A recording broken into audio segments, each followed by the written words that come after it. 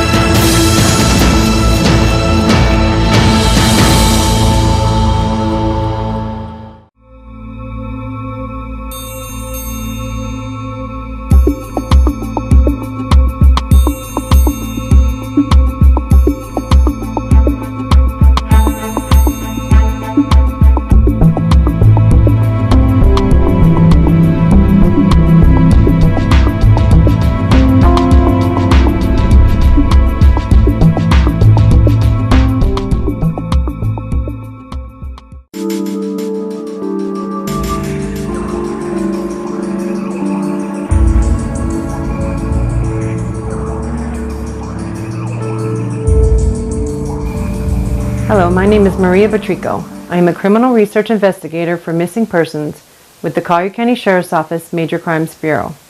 On November 15, 1998, at 2:53 p.m., deputies responded to 2929 50th Terrace Southwest in Naples, Florida, in reference to a missing juvenile runaway report. Upon the deputy's arrival, he met with the victim's mother, Shelley Campbell, who advised that her daughter, Wendy Hudicock, was missing. Mrs. Campbell told deputies that someone had called her house asking for Wendy. When she went to Wendy's room, she discovered that Wendy was not home. Mrs. Campbell also advised that Wendy's bedroom window was left open. Wendy was last seen wearing red, white, and blue tank top and blue jeans. At the time of Wendy's disappearance, she was 14 years old, she weighed 130 pounds, she was 5 foot 6 inches in height, and had light brown hair and hazel eyes. Upon further investigation, deputies discovered that on November 14, 1998, Wendy was picked up by her guardian at a party in Naples and returned to her home.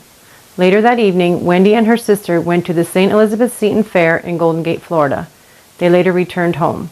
Wendy then decided to go to a party and took her father's pager with her. Detectives also discovered that Wendy left the party in a vehicle with an adult male subject at approximately 2 a.m. On the way home, Wendy received a message on the pager to call home. Wendy and the adult male then stopped at the corner of Airport Road and Davis Boulevard to use the telephone. Wendy then got back in the car with the adult male and was driven to her home, where she was supposed to meet a subject named Jeff. The adult male was interviewed by detectives. He told them that he dropped off Wendy at her home and drove off. Since Wendy's disappearance, we have received many leads, all of which have been investigated. If you have any information on this case, please contact the Collier County Sheriff's Office at 239-252-9300.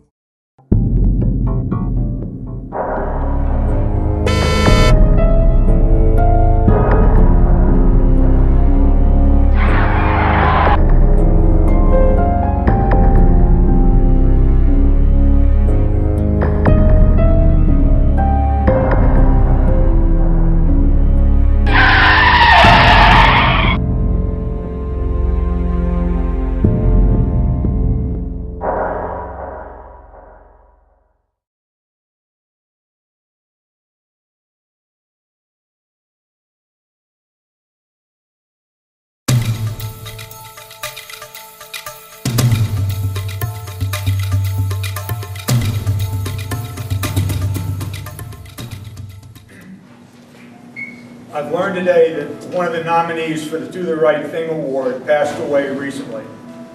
She was in the 6th grade at North Naples Middle School, and I would like to present this special award to her family on her behalf. Andrea Costin was a miraculous survivor of a very challenging health condition. She was born with only one half of a heart, but survived birth and lived through many life and death surgeries. But Andrea was more than a survivor. Andrea was a contributor. This past school year, Andrea was an active and productive member of the Student Council at Pelican Marsh Elementary School. Andrea made many helpful suggestions for activities and contributions in which the student council could participate. She also put together a beautiful staff appreciation box for students to drop in letters of appreciation for teachers and staff. During the past 3 years, Andrea appeared on the morning news to share her thoughts about what it takes to be a true friend. She also invited other students to appear on the news with her. Andrea always did her very best in school every day when her health put her in very difficult circumstances. Andrea remains an inspiration to all Pelican Marsh and North Naples middle students because of her courage in facing adversity, as well as her contribution to her school and the community will never be forgotten.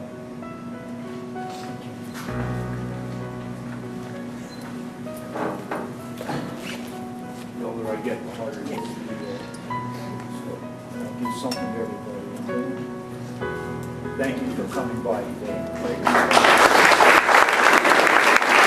One day last month at about 2 a.m., Timothy awoke to the smell of smoke.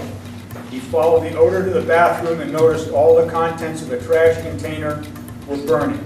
Timothy quickly woke up his parents, who immediately extinguished the fire. Timothy's mother spoke to the school about the incident, indicating that just above the trash can were a set of towels. If the fire had continued to burn, it would have spread quickly. There were no smoke detectors in the bathroom, and the fire could have caused extensive damage.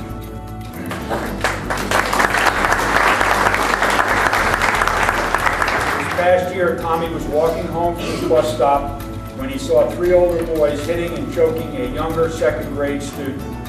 Tommy ran over to the aid of the young boy and demanded that all 3 boys stop the assault. Tommy even put himself in harm's way and physically removed one of the boys who had his hands around the throat of the younger victim. Tommy's quick action and bravery did the right thing by saving the young boy from injury.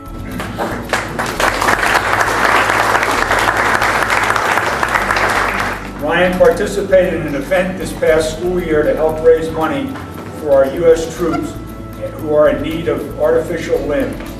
An organization known as Miracle Limbs that raises money held a bike ride event where a Trek bicycle was raffled off. Ryan purchased a large amount of raffle tickets in an effort to win the bicycle for a U.S. soldier from Cape Coral. The soldier lost his legs when severely injured from an explosive device while serving his country in Afghanistan, our country. The bike was won by Ryan, who immediately decided to do the right thing and donated the bicycle to the veteran at his home where he is recovering.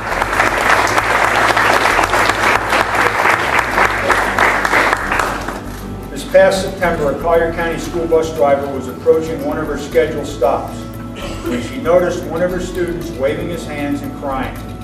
The bus driver exited the bus and went to the student's house where there was a medical emergency. The bus driver immediately instructed Oscar to help with a few things so she could attend to the emergency.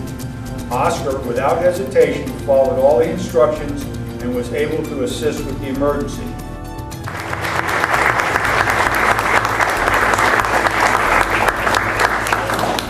Catherine stated she heard her mom moan and then heard a thump and saw her mom suffering from a grand mal seizure.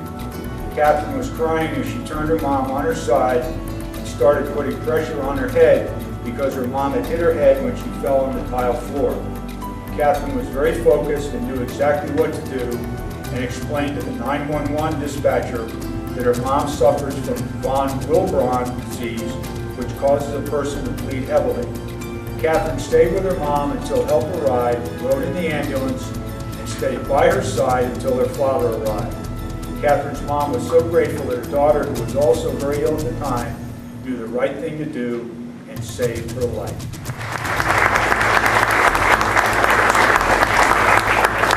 Michaela ran to notify the youth relations deputy that there was an unconscious, unresponsive female in the girls' restroom.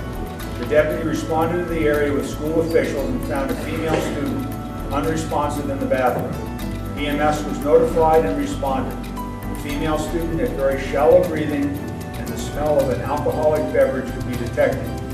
The victim was transported to a local hospital for treatment of alcohol poisoning. Michaela's actions and quick response may have saved the victim's life. Michaela overcame peer pressure and did the right thing for another student in need.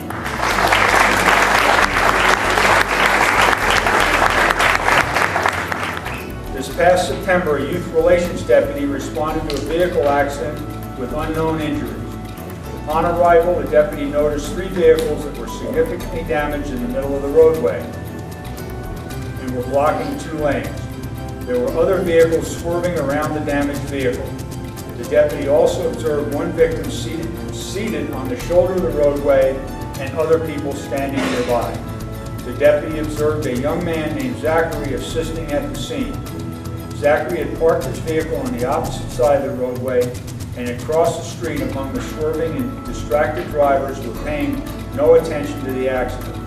Zachary took it upon himself to check on the welfare of the occupants of the vehicle and then assisted in directing some vehicles around the damaged vehicle.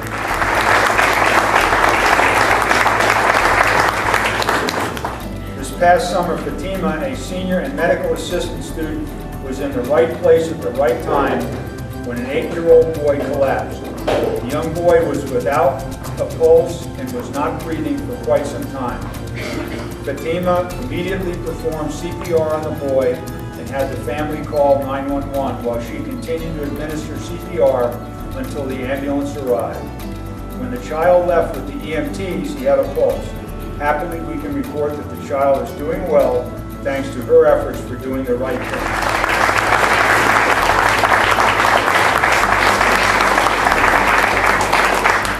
One day at school, a language arts teacher was approached by one of his students.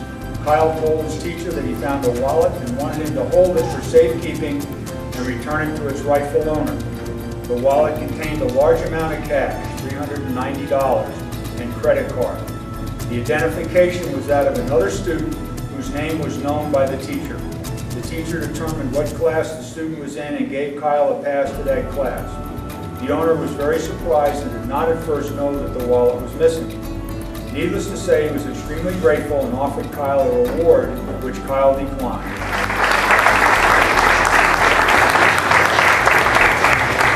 This past school year, towards the end of the school year, Marco, an 8th grader at the time, came to the aid of a 6th grader on the school bus.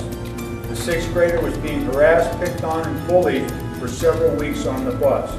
The 6th grader was afraid to mention to anyone because he was afraid the bullying would just continue and get worse. The student was terrified. Marco observed the bullying and moved from his seat on the bus and sat next to the 6th grader, saying, "This is going to stop today." The 6th grader's mother brought the problem to the attention of the school and an arrest was made because battery had been committed. Marco, you are receiving the overall award today for the month of October for doing the right thing. You are commended for your bravery for standing up for a fellow student.